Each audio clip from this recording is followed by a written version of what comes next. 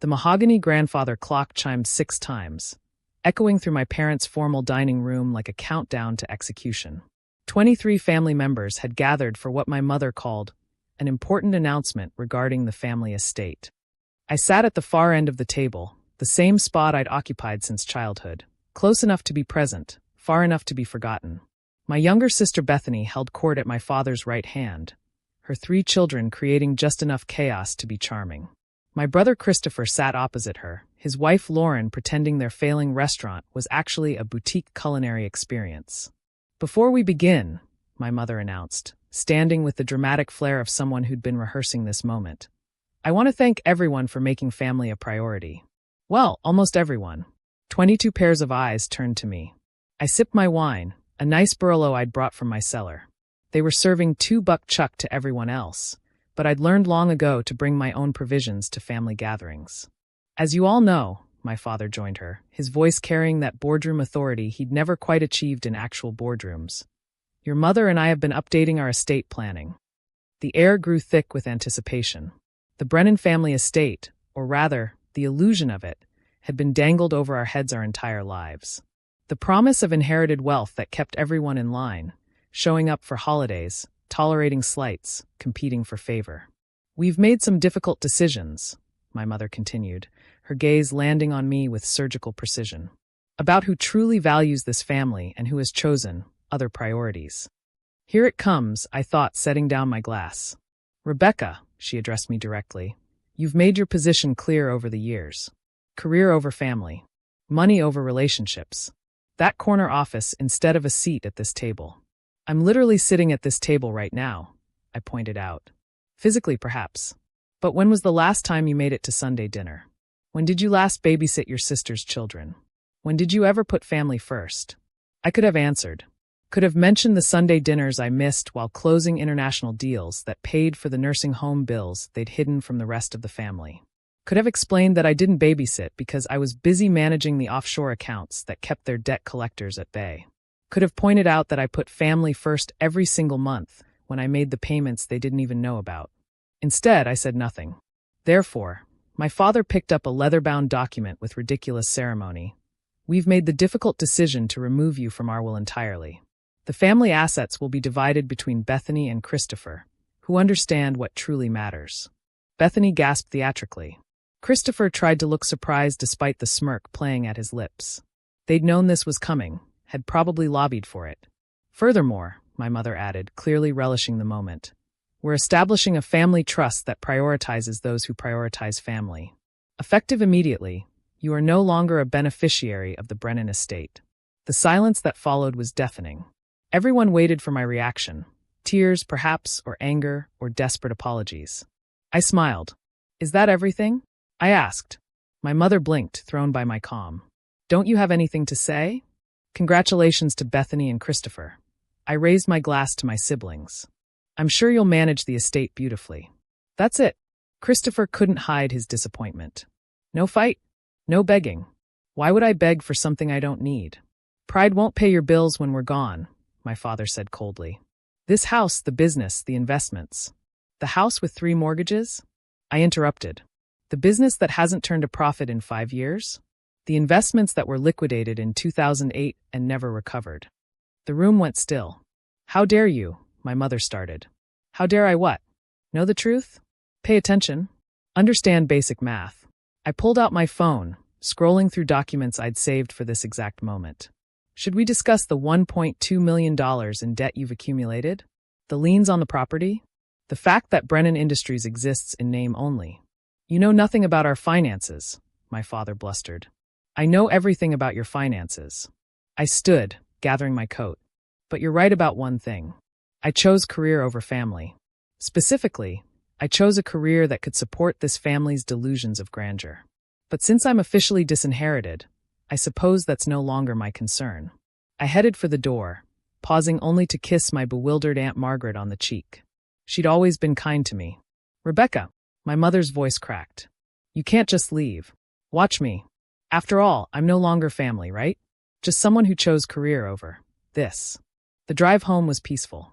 I'd expected to feel something, sadness maybe, or anger. Instead, there was only relief. The charade was finally over. My phone exploded with messages before I even reached the highway. I ignored them all, turning up the Beethoven and enjoying the sunset over the lake. There would be time for revelations later. A week. I gave them exactly 1 week. It started with Christopher, as I knew it would. His restaurant was hemorrhaging money, and the only reason his vendors still delivered was because of the mysterious investor who guaranteed his accounts. He discovered the identity of that investor when the guarantee was withdrawn. "Rebecca, what the hell?" His voicemail was frantic. "Santiago's threatening to pull our wine allocation. He says our credit line was revoked. This has to be a mistake." "No mistake. Just the natural consequence of no longer being family." Bethany lasted 3 days before calling. "Rebecca, something weird is happening. The kids' tuition for Pemberton Academy. They're saying it wasn't paid. But Mom and Dad said they handled it." They had said that. What they hadn't said was that the handling involved my automated payments from a shell company I'd set up precisely so they could maintain their dignity while I maintained their lifestyle. By day 5, my father called. His voice had lost its boardroom bluster. "There's been some sort of mix-up at the bank. They're calling in a loan," said the guarantor withdrew. "You wouldn't know anything about that." "Why would I know about your finances, Dad? I'm just the daughter who chose career over family, remember?" "Rebecca, this is serious." "I agree. Identity theft is very serious. You should definitely investigate who's been posing as your financial guarantor all these years." The 7th day, a Thursday, was when everything came to a head. I was reviewing contracts in my home office when the doorbell rang incessantly. The security camera showed my entire family crowded on my porch, with my mother front and center, clutching papers. I took my time answering, pouring myself a fresh coffee first. "We need to talk," my mother said without preamble. "Come in. Shoes off, please." The floors were just refinished. They filed in like defendants approaching the bench, taking in my home for the first time. The restored Victorian in Shaker Heights. The original artwork.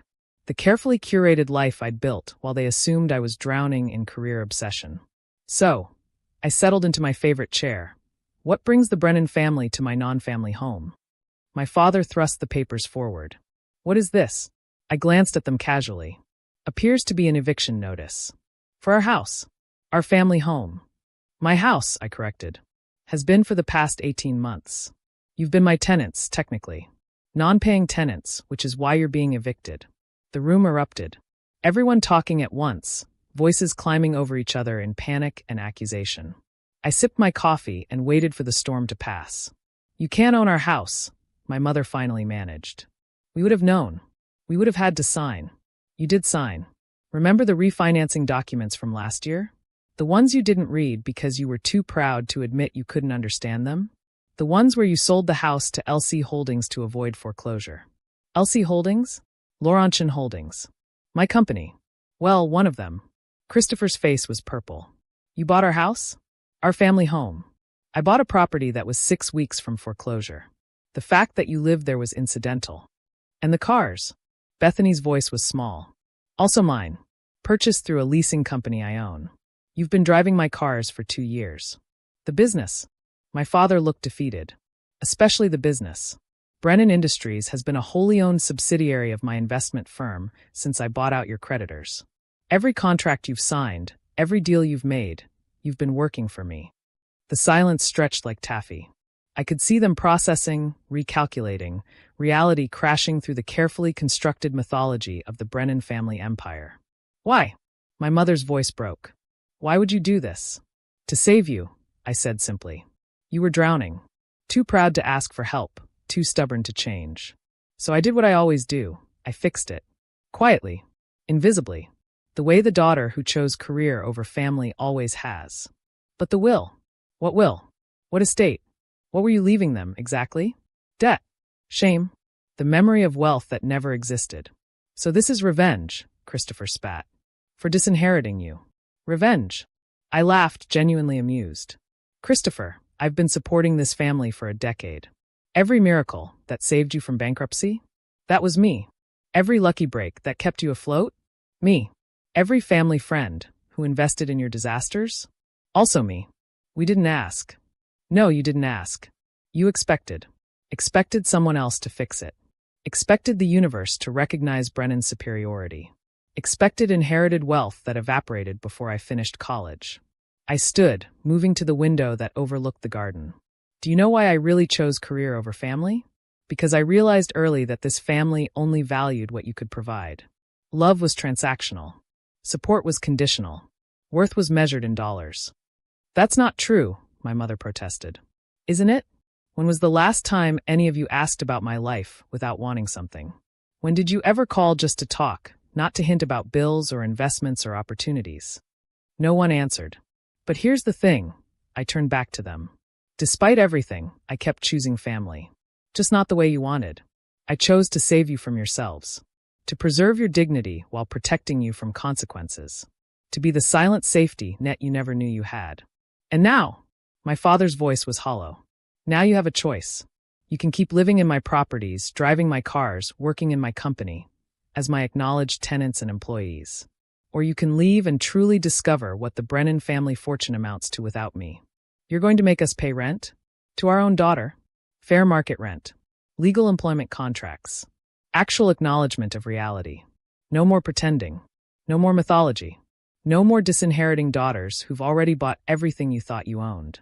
Bethany was crying now. But the children, their school, will continue to be paid for, assuming you accept the reality of who's paying. I'm not a monster. I'm just done being invisible. And if we refuse, Christopher challenged, then you're free to forge your own path. Build your own empire. Create your own wealth. Isn't that what Brennans do? The meeting ended with papers to review, reality to process, egos to bury. They left in stunned silence, the weight of truth heavier than any inheritance. Later that evening, Aunt Margaret called. You've been planning this for years, she said, not a question. Since Dad's first bankruptcy. I was 22. All that money was worth it to protect them. But protection without acknowledgement became enabling. They needed to see. And now we find out if they love me more than they love the lie. One by one, they sign the contracts. Not happily, not gratefully, but practically. Christopher's restaurant became officially mine, with him as manager. Bethany accepted the housing arrangement that kept her children in their schools. My parents moved from owners to tenants, from employers to employees. The family dinners continued, but the dynamic shifted. No more lectures about choosing career over family. No more competitions for an inheritance that didn't exist. No more pretense. I still don't understand, my mother said months later, watching me review contracts at that same mahogany table. Why hide it for so long? Because you needed to believe you were saving yourselves. Needed to feel in control. Needed me to be the failure, so you could be the successes. We were terrible to you. You were human. Flawed, proud, scared humans. But still my family. Even after disinheriting you? Especially then. That's when you finally told the truth about how you saw me. And truth, even painful truth, is better than pretense. She was quiet for a moment. We don't deserve you. Probably not, I agreed. But then again, I didn't do it because you deserved it. I did it because I could. Because despite choosing career over family, I chose a career that could carry my family. And the eviction notice? Technically enforceable. But I've never actually evicted anyone who pays their rent on time. She almost smiled. You know what the ironic part is? What's that? We spent so much time worrying about who would inherit the family fortune. We never noticed you were building it. I raised my coffee cup in a mock toast to choosing career over family, and using that career to save the family anyway. The grandfather clock chimed again, marking another hour in the Brennan family home. My home, technically.